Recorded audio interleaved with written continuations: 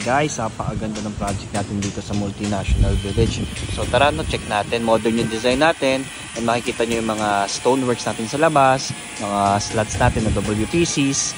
So tara, check natin. So guys, na very modern yung approach ng design. Garahe dito sa left side. So guys, salamin, reflective mirror. So guys, pagpasok may room 1, room 2. And syempre, very important. Dining, napakalaking kitchen, and napakalaking living area.